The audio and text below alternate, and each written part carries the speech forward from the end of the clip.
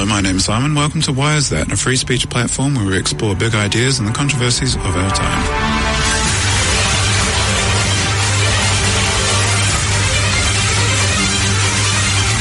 Hello, beloveds. Welcome back to another episode of Why Is That? A lot of people love music. They make it their lives. And today we're being joined by Pascal Roggen, who's a professional musician, to talk about his life, talent, and whatever else we ramble over. God say hi. Hello there, guys. Yeah. We're also joined by Danny Duchamp. Hello, yes, back again. Hi, Danny. Hello there. Nice to meet you, Pascal. Nice to meet you too, Danny. So, Pascal, professional jazz musician. Well, just professional musician, generally. Jazz, I managed to get a master's degree in the Guildhall in London, and I do love playing it. But it is kind of hard to make a living playing, in quotation marks, jazz, especially sort of swing or cool jazz or any of the sort of classics from sort of 70s earlier. It's a really great base to be able to learn and play other music, though, with. Yeah. Bit of a niche market then.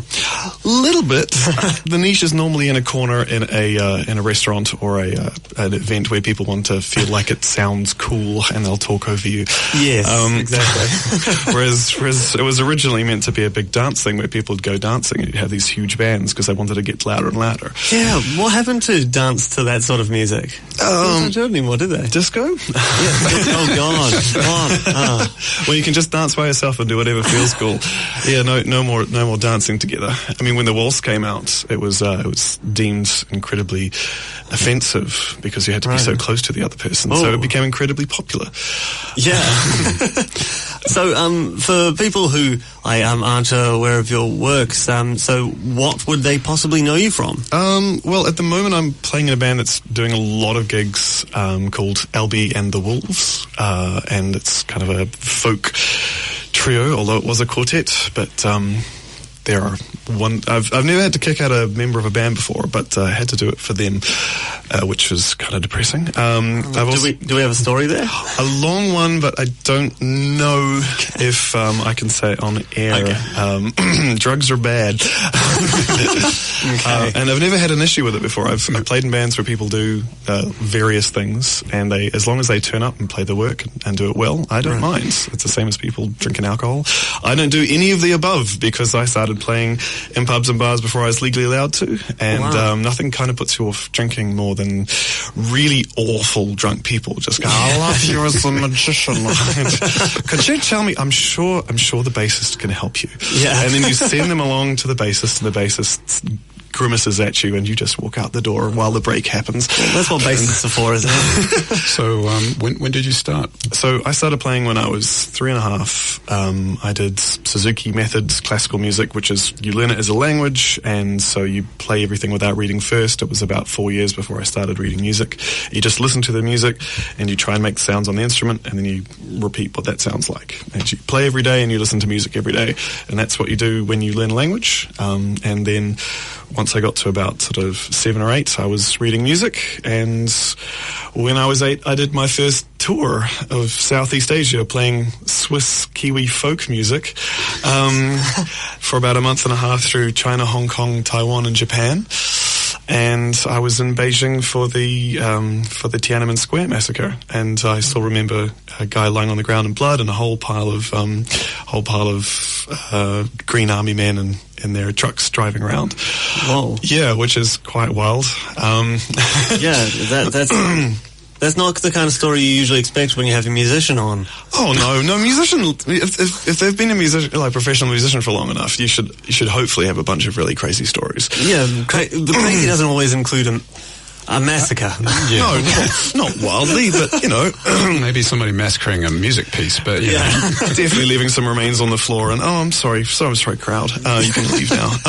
But yeah, so that was my first big thing going out, and I was playing classical music before then. And my dad's Swiss, so he was singing in a a Swiss group, basically. A Swiss group? Yeah, he can yodel, he can play the alphorn, which is like a massive sort of 7-foot horn that you play in the ground. Yes, yeah, like that. I think everyone can picture that with like standing on the top of a mountain with lederhosen on, blowing into that giant horn. That's the one. Exactly it. Yeah, and they got a tour of Southeast Asia, and we went on it. I mean, my dad's a dental technician, but he can sing well and play the alphorn, so he was part of the group, and that's where we went out. Okay, cool. Sorry, I interrupted you before. What you were going down some of the other projects you've been part of. Yeah. I'm also part of the Miho Wada's Jazz Orchestra, which is, my wife is Miho Wada.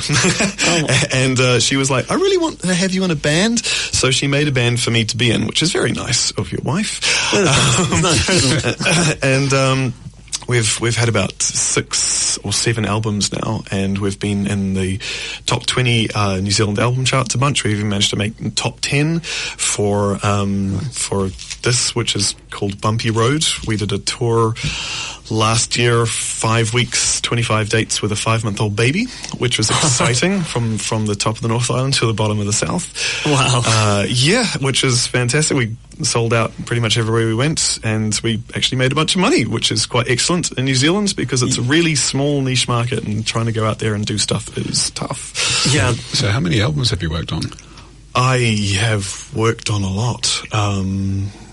I don't know, probably about, 20, I think, maybe, which is, a fair smodgem.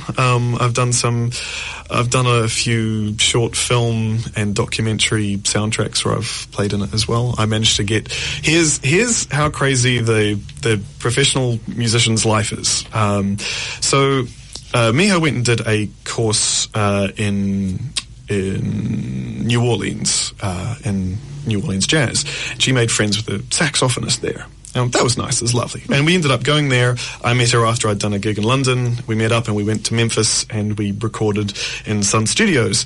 And the random session musicians we got there was one of which was Johnny Cash's old bass player, which was fantastic. Anyway, so we met. That was kind of that side of things, and hopefully we might play a track from there a little later. But we went back to New Zealand, and then Cirque du Soleil came along to New Zealand, and our saxophonist friend from New Orleans said, "Oh, hey, yeah, these guys are coming, and I know the guy who's in charge of the music. You should go meet up." Oh. So we met up, and so we met up with the Cirque du Soleil peeps, and then we showed them around Auckland, took them to the West Coast. It was great, lovely. And then during that, I was chatting, and the guitarist was like, "I'm doing this music for a documentary about a Chinese guy that had traveled to America to try and make a better life for his family. But when he got back, he realized by the time he'd raised them, China was about the same, and maybe it was a waste." Anyway, it was a lovely documentary, but he was looking for somebody to sound like a Chinese violin. Oh, yeah. And he was stuck in New Zealand because he'd only just been paid to finish it off. And he was in the middle of touring with Cirque du Soleil, going, "I have no idea where I'll find a violinist." And I said, "Well, fortunately, I'm here and I do lots of weird, crazy things." And so we ended up spending 2 days doing a recording, and I had to end up sounding like an erhu, which is a sort of Chinese violin. Okay, how did you manage to pull that off? How did you get it to sound that way? Huge vibrato, and which is the wobbles that you hear, and also the slides. Slides are really important when you're playing music, which is strange. The speeds and from where to where you go. You can sound country, or you could sound Chinese, or you could sound rock. Like, for instance, you could sound Pink Floydy, that sort of stuff. But if you mess it up, you'll sound like you're in completely the wrong genre. Right. So it's all on the slides, huh? It's a lot, because it says a lot, and how you attack them. And most of the time guitars are there, and they have their little slides where you're pulling a string, you're bending a string. And but the frets are demarcating most of the stuff you play. Pretty much, which is why they sound that way. And to play that on a fretless instrument like the violin is hard. You have to really place yourself exactly there and have the limits of that. And it's the same with erhu, which is an instrument which has 2 strings on it, and there's heaps of room for it when they play it. And it's just the style that they do it, and so you just have to learn the style. And so I ended up getting this gig on there, and that particular documentary won a bunch of awards, and it's still going around. And you can, if you're flying to Asia, you can watch it on Air New Zealand. Oh, right. Could you say the name one more time? That particular one is My Life in China, which is a documentary called My Life in China. And also, if you just fly Air New Zealand, you can listen to a Miho Wada's Jazz Orchestra album on Air New Zealand as well, which was our Live at the Lab album. Nice. So if you just are there and you type it in, you can go watch us, listen to us. Yeah. Actually, talking about listening to it, we've got a track we would like to play. So I think this is the Memphis Dreaming little EP that Miho Wada's Jazz Orchestra did, that basically my wife and I did, and we had Johnny Cash as bass player, and we wanted it to sound Memphis-y.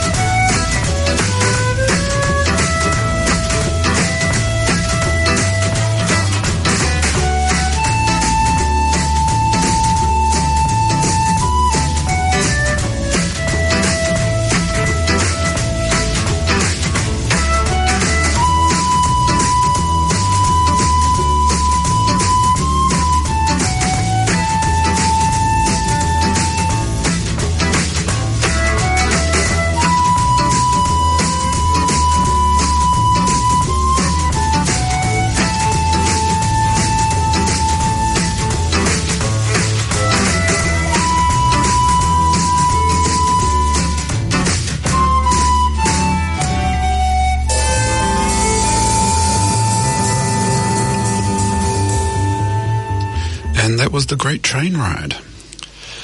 Yeah, from the little EP Memphis Dreamin' by Miho's Jazz Orchestra. Yeah. So anyway, I lived in London for about 10 years. I ended up following Miho over there. I had been playing covers mainly in town at a bar called Murphy's, which is now Father Ted's in Auckland. And I was playing 3 to 4 nights a week with a 5-piece band. And the guitarist was a guy called Alistair Riddell, who'd recorded Out on the Street, which is a cool tune that you can hear on the movie Boy. And it was a really big hit with a band of his called Space Waltz. And it was a fantastic band, and I learned a lot about how to be on stage. So you can get very much into your own enjoyment only, especially if you're writing your own music and you're not really paying attention to the audience.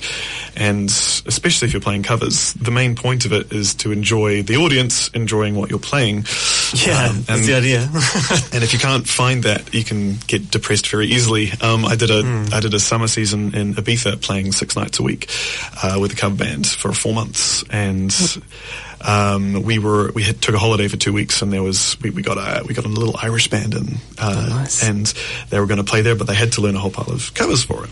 Yeah, and they pretty much tore each other apart by the end of it. It was really insane. They had so many arguments about, it's not right, this isn't what we're here to do, because as a band we don't want to do covers this much, and instead of just enjoying 2 weeks on a desert island, getting paid a whole pile of money. From the stories that I hear about bands, it often seems like playing the music is the second hardest thing. The hardest thing is actually just keeping it together with all of the conflicting personalities. It certainly can be. Yeah, I mean, I had a band called the Secret Cinema Band, and making music was definitely the most fun part of that. I've never been in a band where it was such a collaborative effort. We did great things.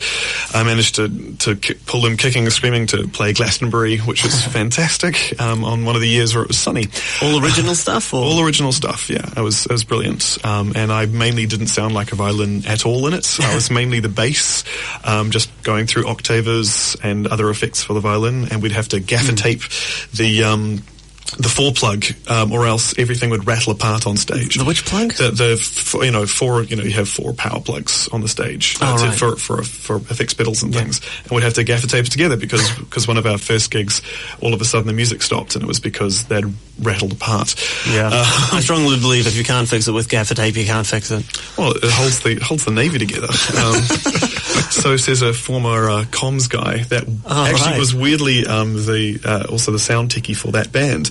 And when we went to Glastonbury, he sliced open some security blankets, which are those big silver things, and put them over the tents.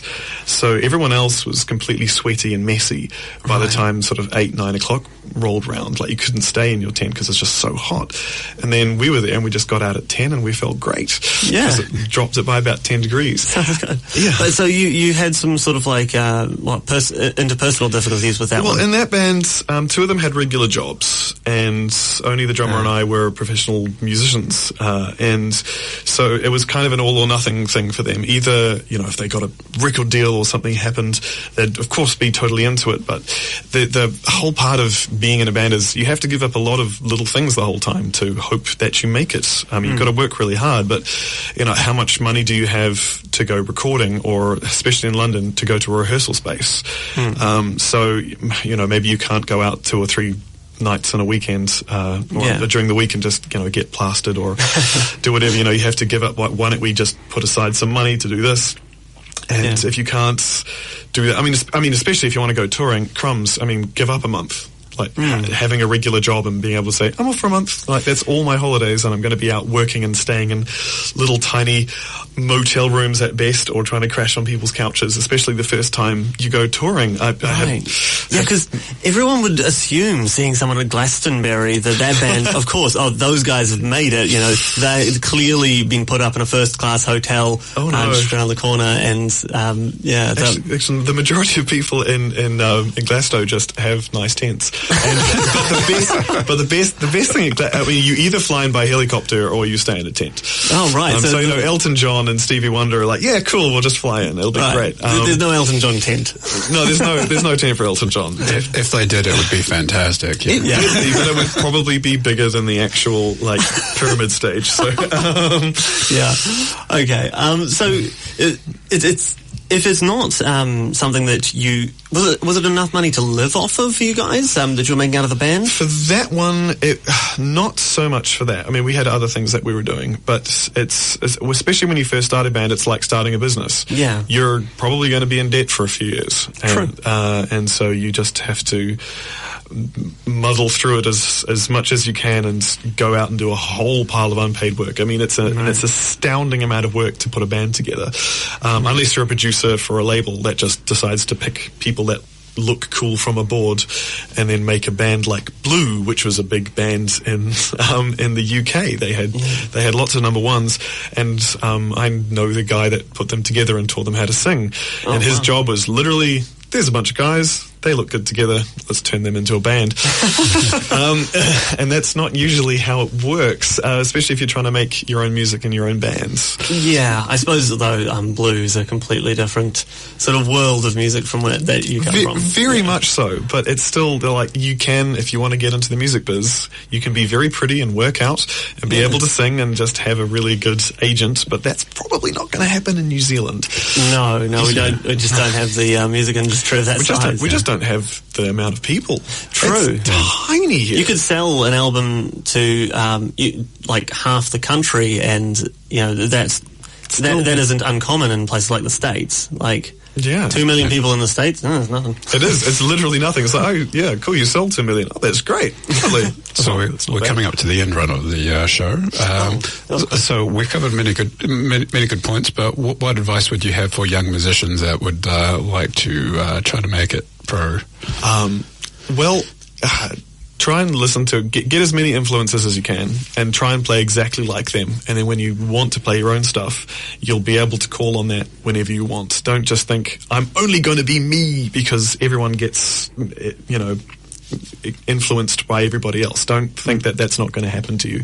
Go learn other stuff. And then you'll never know. You might end up getting work doing other things here and there, and you might be able to make your work more interesting because that's what you're doing. And just work like crazy, and you're going to have to give up heaps to go and try and do it.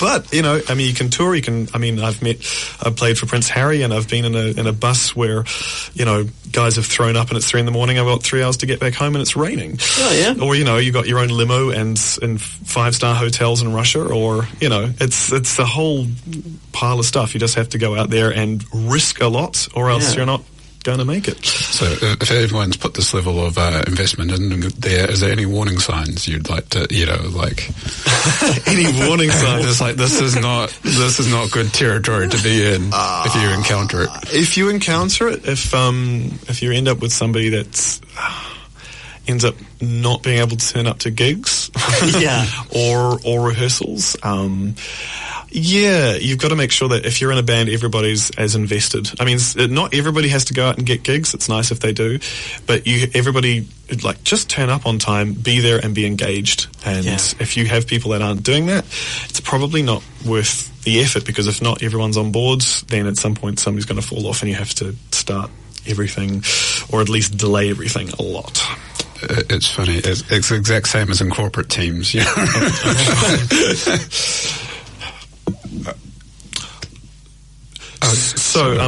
guess we're gonna play this. There's a cute little story about this really quickly. The song's called "Fall With You."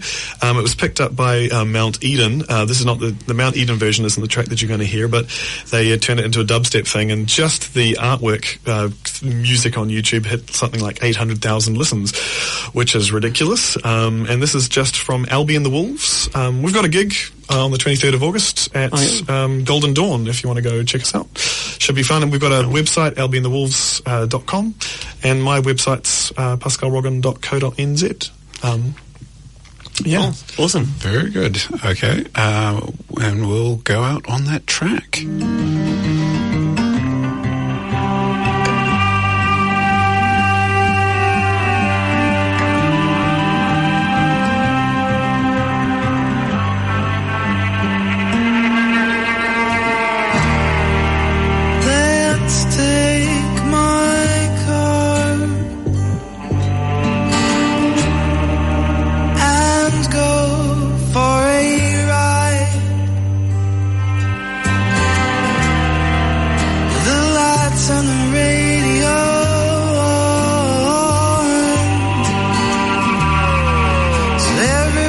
can see us die.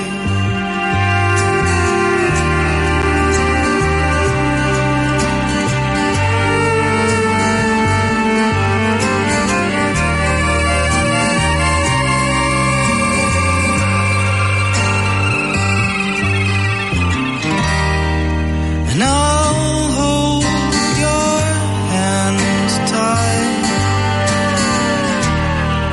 and I'll close my eyes, and I can see we're going. It's straight off the cliff, and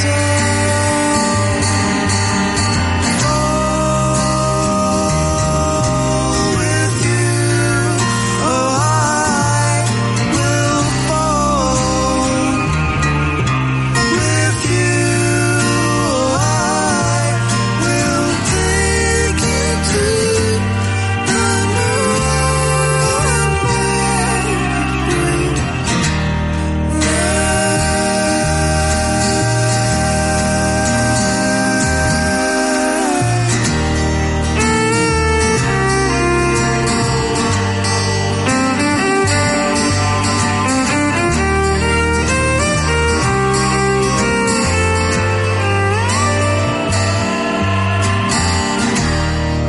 Let's take your car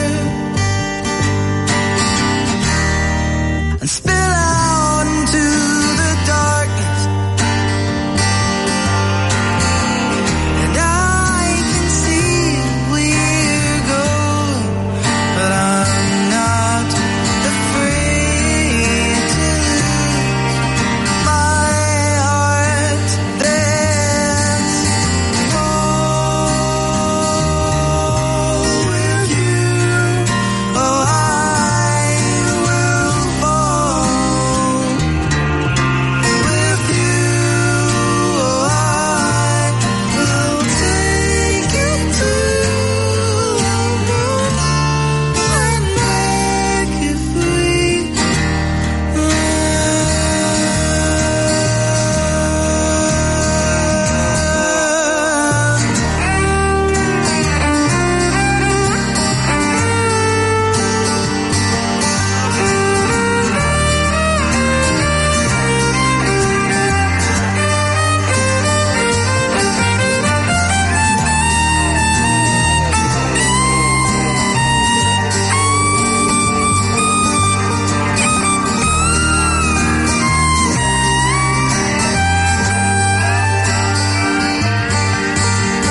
fall.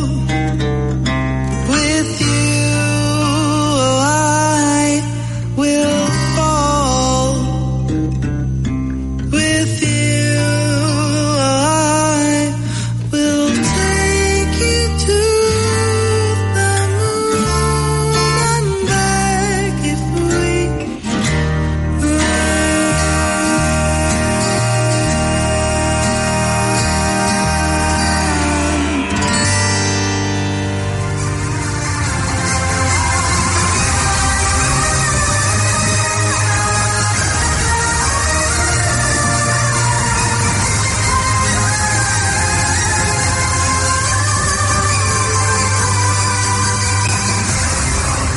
Join me, Simon and guests, 104.6 FM at 3:15 on Tuesdays for my show, Why Is That? Or anytime online at planetaudio.org.nz.